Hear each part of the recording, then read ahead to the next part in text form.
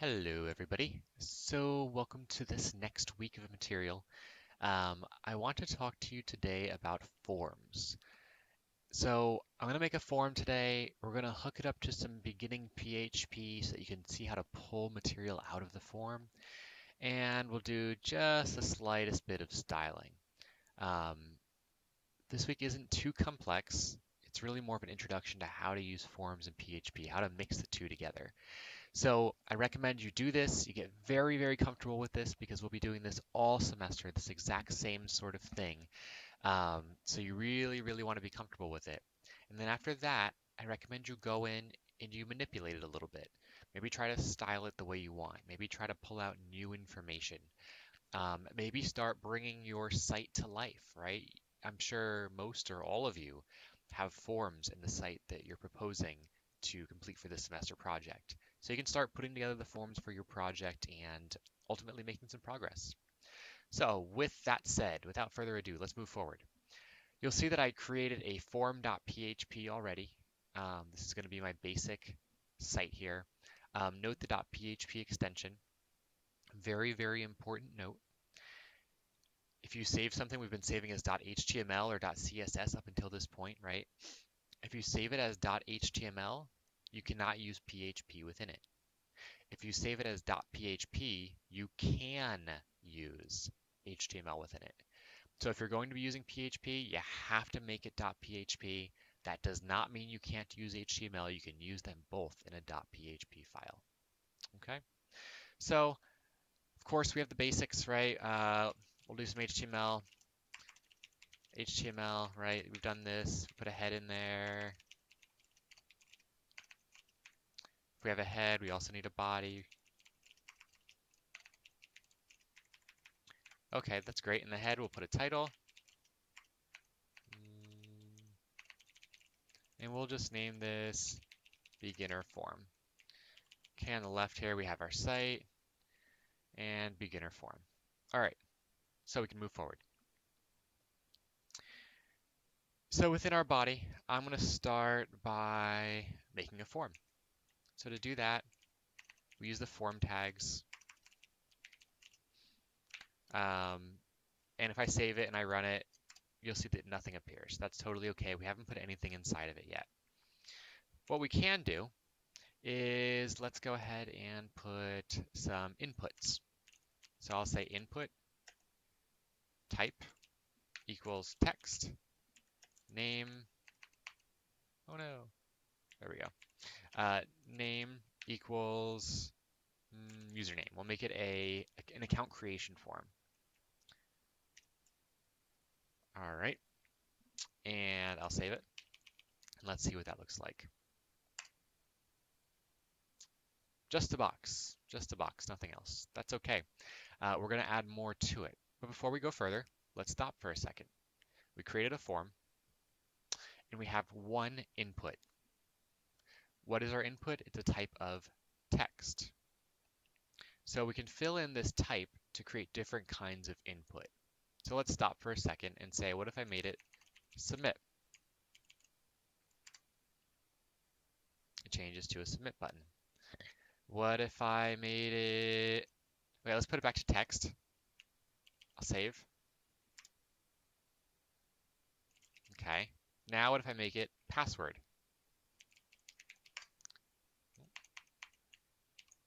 And I save and I reload and I type into it.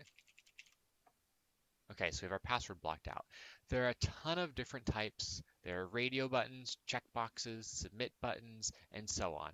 Okay, if you want more text, you could make text area. If you want like a big message box area where you could put big comments in it, text area will allow you to define how big that would be. But for now, let's keep it text. And then we have name equals username. This is what we'll use later to refer to the information in this box.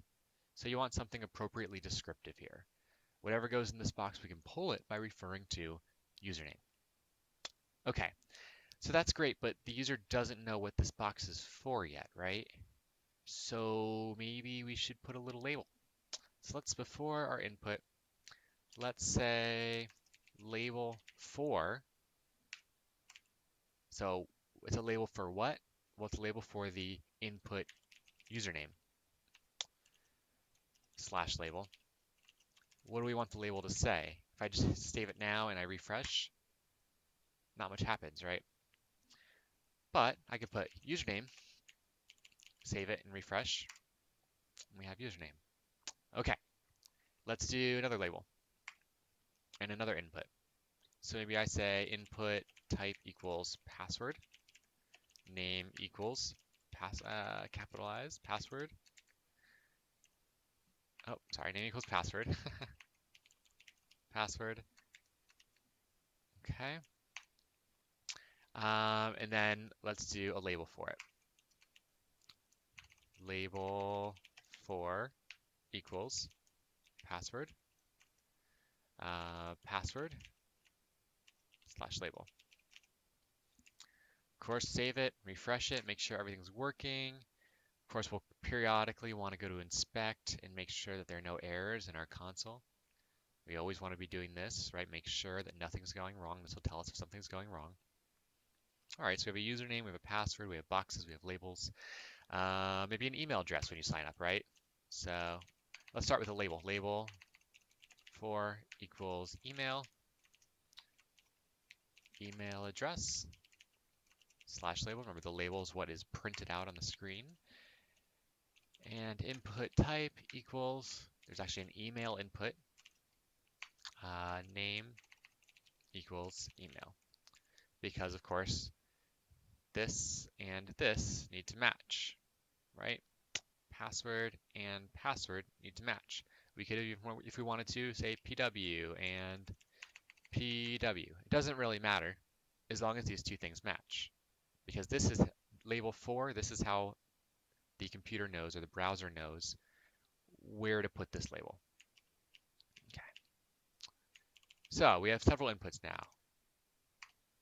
We have our input for the username with a label. We have our input for the password with a label. We have our input for email with a label. Of course, we want to check it to make sure it's working.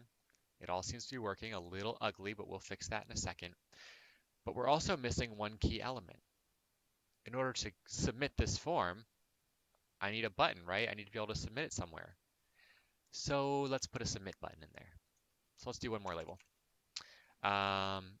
Input type equals submit. Value equals create account.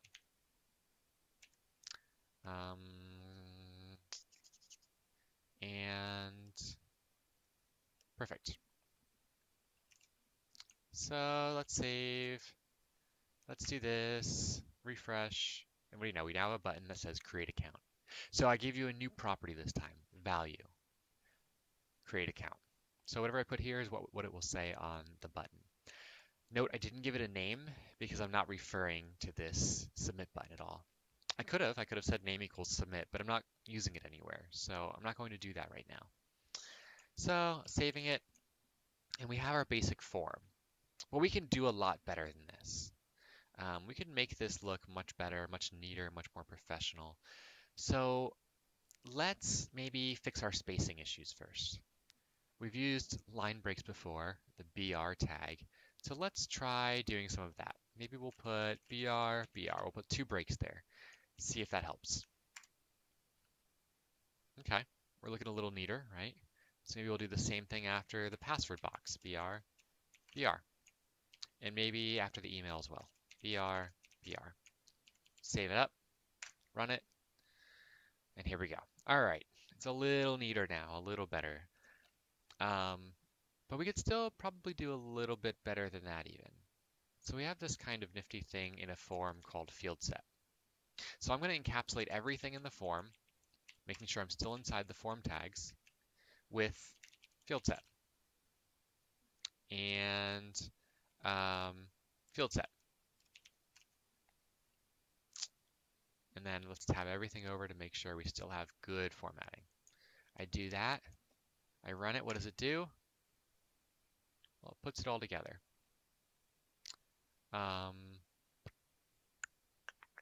There's sort of a weird thing going on down here. I'm not sure what's going on. We'll see if we can't get it fixed. Oh, that's why. Ah, even professors make mistakes. I didn't close off my field set tag, so it created a second field set here. Now let's save it and run it. There we go, we fixed it. Okay, so now we've blocked in our box. Well, maybe we want to give our field set a title. We could say legend, and let's name it sign up. Now make sure you look at the top here. I'm going to save, look at the top, refresh, sign up. So we've started to put together a nice little form. Not too bad. Now it's worth noting, we could have multiple field sets. Okay, if you have several different sections, um, maybe you have like a research survey and you have a section for demographics and you have a section for, I don't know, maybe you're measuring happiness levels. So you could have a field set, one field set that has several different inputs for your demographics. Maybe you have an input for gender, maybe you have an input for age, maybe you have an input for education level. And so you have a legend for that that says demographics. And then you have a second field set within your form, right? Second field set, so on. And then that has a legend for happiness levels. And then you have inputs for everything that go with that. So you can have multiple field sets. And so within your form, you'll just see several different boxes. Now, we could maybe even go another step forward with this. Let's let's put a nice background to this form and maybe style it a little bit better than it is currently. So let's do before our form, let's put a div around it. Div ID equals form background. This will of course allow us to style this particular div and this div only. Of course, always remember you can pause this video if I'm going too fast, rewind it, go over it again. It's the beauty of a video. If I'm going too fast, feel free to do that. So I put a div surrounding the entire form. I gave it an ID of form background so that I could specifically refer to this div, just in case I have multiple divs. I don't right now, but if I did, I could refer to it with this ID, form background. Almost every site you create will have multiple divs, so it's good practice to give them IDs. Okay, well that's great, but we don't have a CSS file yet. So maybe we should make a CSS file. So I have a new file here. I'll save as, and I'll just name it form.css. Okay. Of course, there is no way right now that this form and the CSS file are linked. We need to actually link them together, right? So if we go back to the head, we've done this before. Link rel equals style sheet type equals text/CSS, right? We're adding a CSS file. href, right? That hyperlink reference. How do we refer to the file? Where is it? Equals form.css. It's in the same folder, so we can just refer to it by name. Form.css, form.css. Remember, it's key. They're in the same folder. They're both in this video files folder. If they weren't, I would have to put maybe the folder name first, right? All right, form.css. And close it. Okay, so we have this form.css file. They're linked together. We should actually put some styling rules in there at this point. So let's go here. We have an idea of form background for our div, right? So let's just add some styling for the div. We'll keep it really simple. We've been doing a lot of CSS lately. So I just want to do a little bit just to keep it going, but then we'll get into the PHP of it. So I named it form background. It's an ID, so I use a hashtag of form background. Maybe the first thing I want to do is reduce the width. So width 30%. We're saying the width is going to be 30% of the page, right? So the width is going to be 30% of the page, and it's 30% of the page. Great, so we're looking a little bit more organized already. Maybe we want to do, let's center it. Let's center it. Margin 0 auto. All right, we're centered on the page. Okay, again, a little bit more organized. Maybe let's put a background color on the div. Now, before I do this, remember the div is different from the form, right? The div encircles the form is within the div. So I'm not giving a background color to the form, I'm giving a background color to the div. So if I were to go and say background color light gray, again, we can get more specific with this by using hexadecimal color codes or hex codes. You can go right into Google and put HTML hex codes for color, and you'll get a color pickers tools that can help you get your specific color. But for now, I'm just putting in light gray. You could put whatever you want here.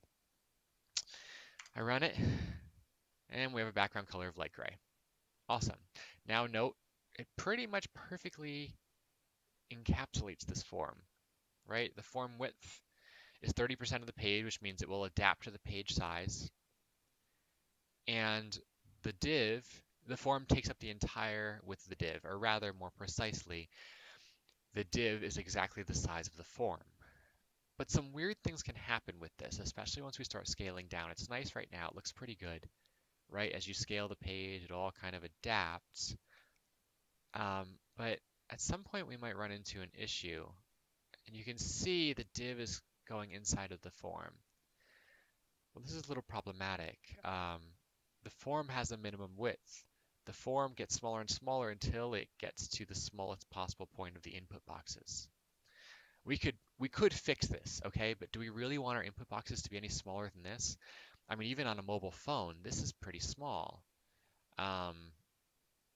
So really, more likely, we want to make sure that this background stays the entire width of this div.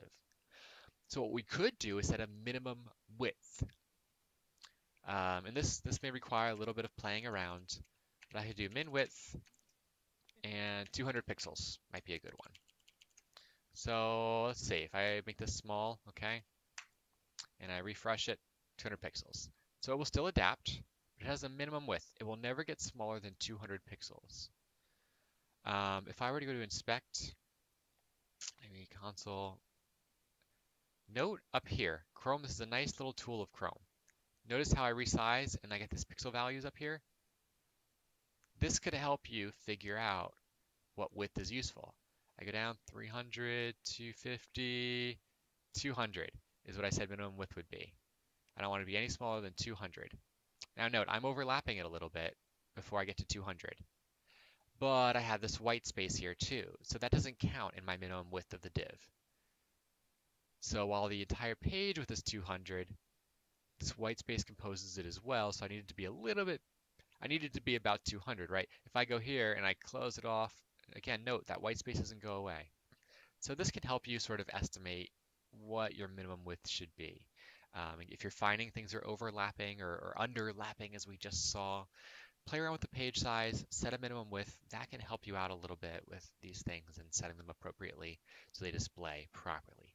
You always, always, always, as an exercise, when you add a new element, make it small, make it big, make sure everything scales appropriately, okay?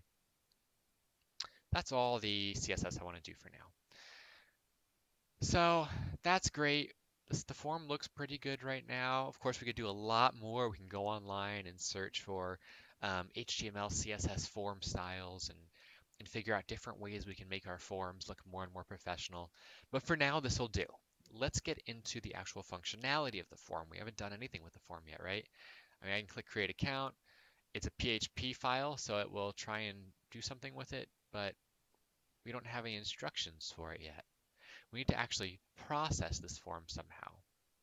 So let's create a new page. Control N is the shortcut for that. I will save as, and we're in the same folder as the other things. I'm going to name it processing instructions.php, and I'll save it. Note I put a little dash. We never want to actually put a space in our file names, right? We've talked about that before. So processing instructions.php. These are the instructions that'll be used when our form is submitted. But just like our CSS file, we have to link it to the HTML, the original page first. So how do I do that? You might say, well, go to the head and put something in there. But it's a little bit different when you're using a form and you're linking it.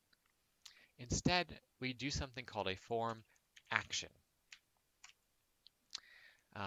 In here, we can put our file name, processing-instructions.php. I named it processing instructions because they're the instructions that will be used to process the data put in this form. Another important thing is to always put a method. So I'll put method equals get.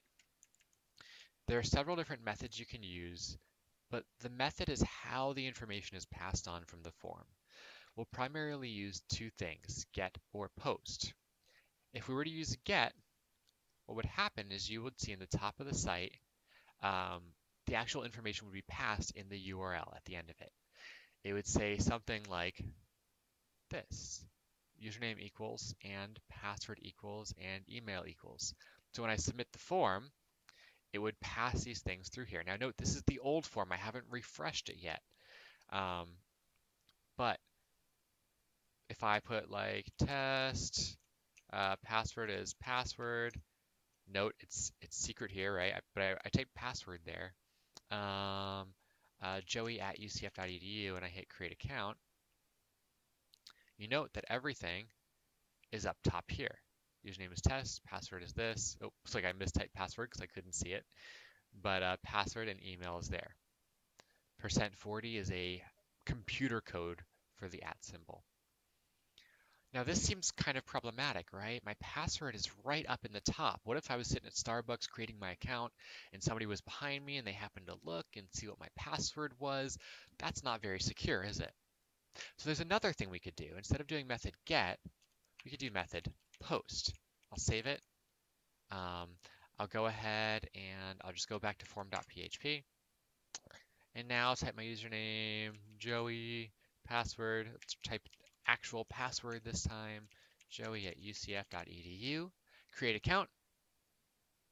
There's nothing up top anymore. It just goes to processinginstructions.php. So it's more secure. Whenever we're working with sensitive information like a password, we need to make sure we're using post. If we want it in the top, we can use get. And we might do that when we want to be able to bookmark the page, for example.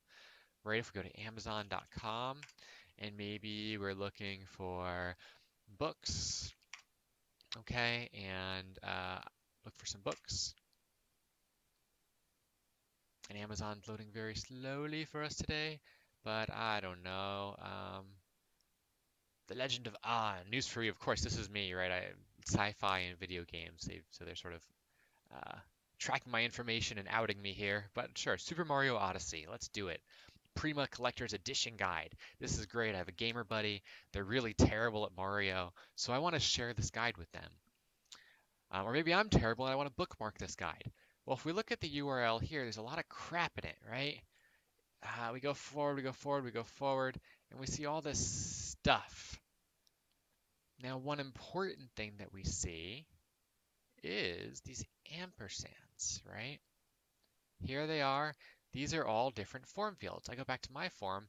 I had them right up here, right? Ampersand.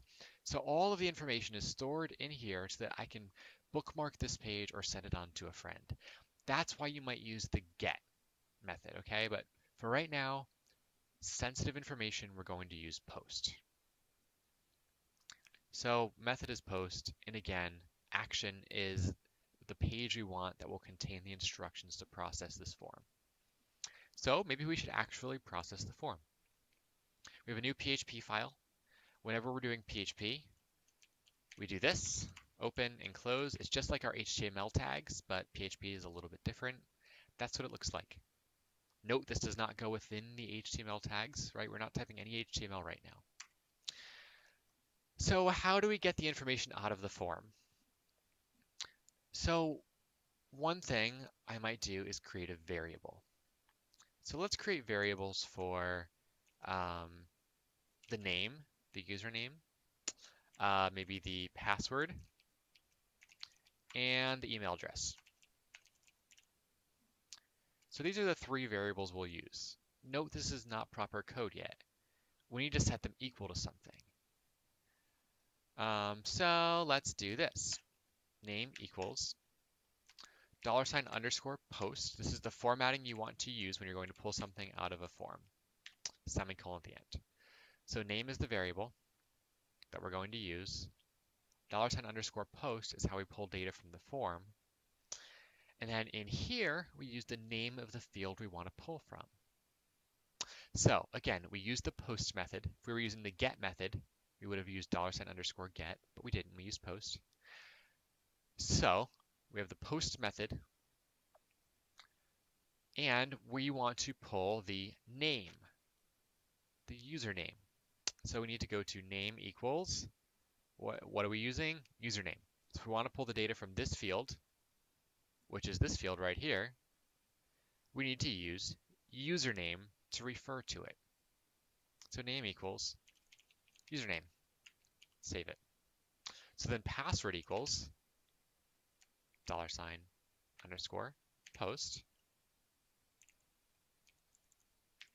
What is it? Well, if we go back to our form, password.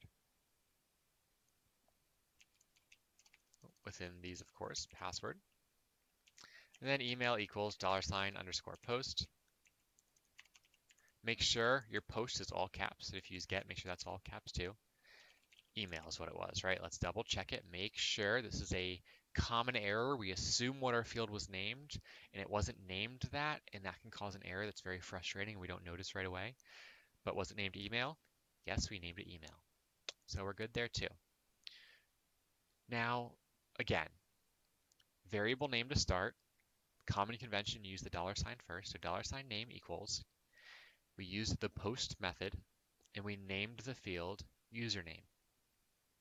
So we have to have all this together. Note semicolons go at the end of every PHP statement. Always, always, always use semicolons. This is a very common error also in writing PHP, especially for newer programmers. If that semicolon is not at the end, we're going to have some issues. It's going to send an error to us. So let me do this. Let me save it, run it, create account, parse error, syntax error, unexpected password in blah, blah, blah on line 4. Okay, so this is where errors can get a little confusing. It says on line 4, so we go to line 4 and we say, okay, parse error, syntax error, password. Well, this line of code looks perfect. What's wrong with it? Well, nothing's wrong with it. It's just we didn't put our semicolon here. So what's happening is it's reading it like that. Now we have an error. We have an issue, right? This isn't a thing. It's not reading it properly. It's saying $_post username $password equals blah, blah. If we were typing English, right? And we said, come over to my house. Okay. I'll be home at 7 o'clock, sure. I'll be home at 7. Okay, this makes sense, right? We have a statement and a complete sentence here as denoted by this period. And then we have another complete sentence as denoted by this period. What if we forgot the period? We get a run-on, right? Come over to my house, I'll be home at 7. That's not proper English. We would be very annoyed by that.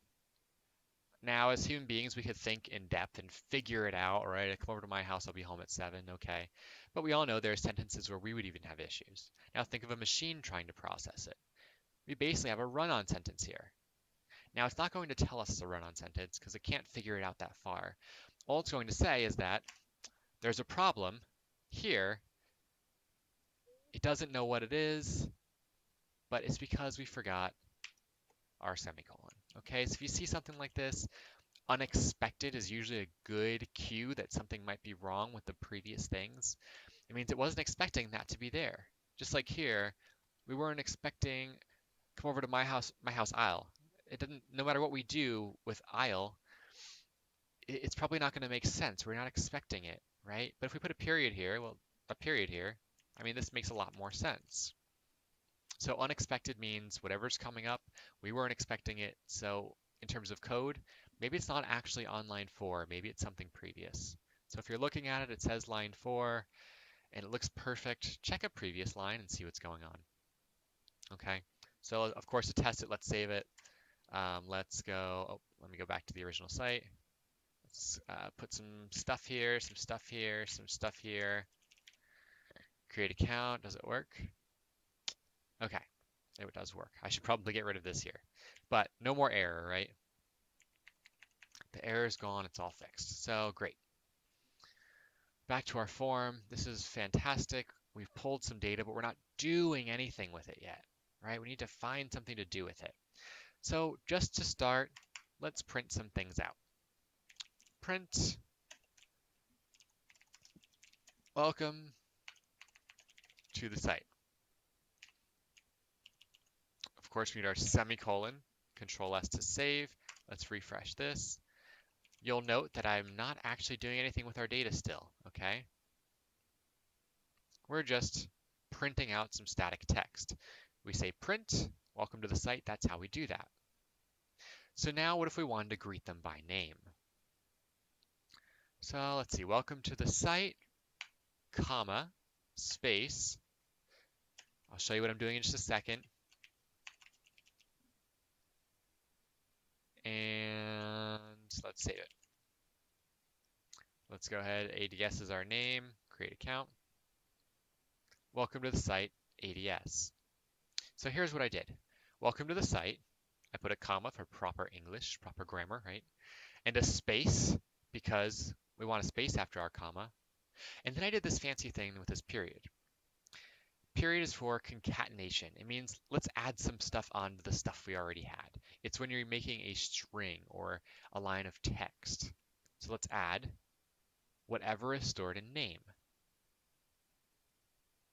So name equals the stuff that was put in username, right? The stuff that was put in username here. So obviously we put ADS in there. So welcome to the site, comma, and let's add on to that the name of the person. But we can do better than this, right? We want to end with proper punctuation.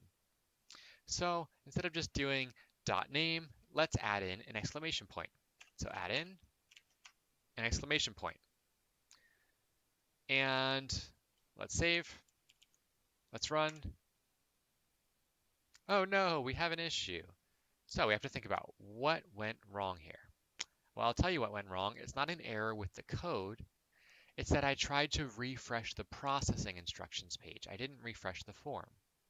So when it reset the processing instructions page, all of this data was reset. This all went away.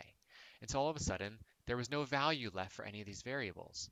Lines 3, 4, and 5, name, it tried to get the post information, but I didn't resubmit the form. I just reset the processing instructions page. So there was nothing left. Undefined index. This means the data isn't getting to the instructions. So, and I'll prove this is the case. I will go back to the actual form now, and I'll create a count. It should work fine. And it does, okay? So that's a testing error. That's not a coding error. Make sure you're going back to your form page before you try to retest things. But we can see now it's working perfectly. We got that exclamation point. We're good to go. So let's use some more of our data. Let's go back to our form. Let's say print, you are now signed up as, space, concatenate. We'll use the username again, dot, and then we'll do period. And of course, semicolon to end. Now this is kind of important. I didn't really explain what variables were for. I just kind of used them and showed you that you can use them within text to show a value. But you can set a variable so that you can use that value over and over and over again. You might use it several times in one page or across one site. And there are ways to store it for longer periods so that you can use it across the site. We'll get into that later, but for now, we can use it across this page as many times as we want. So you can see we used the name variable twice. We only had to define it once, right? We pulled from that form, we set it equal to name. Now forevermore on this page, if I use name, it's going to be the value that was placed in there. So we'll test that in a second. Let's just move forward, make sure we're not going too slow. And let's do an email as well. So you should receive a confirmation message to your email. Okay, and then think about what we might do next. What are we going to do? Well, we'll probably concatenate $email. dot period. So we're adding a period onto the sentence. Again, proper English, always important. So let's test it. Create account. Welcome to the site, ADS. You are now signed up as ADS. You should receive a confirmation to your email, blah, blah, blah. Great, so it's working. Obviously, we're not sending out an email right now. We're not going to get into that right now. We're doing basic text. We're learning how to pull things from a form and use it in PHP. We'll do more advanced things in the future. But this shows you how to get stuff out of a form. This is one of your main first steps whenever you want to use form data.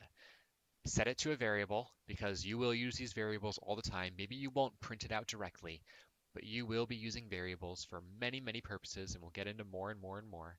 But for now, getting it into a variable is the most important thing.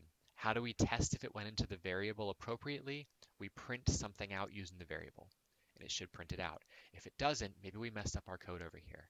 Maybe the names aren't identical from here and in the form. One last thing before we stop. Let's again get into formatting. Proper formatting is always, always, always important, right? We have a rhetoric to how we format things. How we say things affects what people think we mean, affects our ethos, our credibility, right? There's a lot going on here, so let's make sure it all looks appropriate and professional. We don't have spaces after our punctuation. It's all kind of jumbled. So maybe let's add some line breaks. We can do that right in here with our punctuation because BR is HTML code, right? I said we can write HTML within PHP. I didn't lie to you. We can do that. Within these double quotation marks, we can write HTML code. So let's make sure it interprets properly. Of course, if I refresh it, we have that error, right? Why do we have an error? Because we have to resend the form data. We can't just refresh it there. I told you this before. I will remind you over and over again. So let's resend the form data, create account. Much better. Welcome to the site ADS. You are now signed up as ADS. You should receive a confirmation message and so on. All right. So to recap, we had our form file. We gave it the basic style sheet, a title, we put in the head, we made a body. We used a div just so we could have a nice little background to our form. And then we created a form.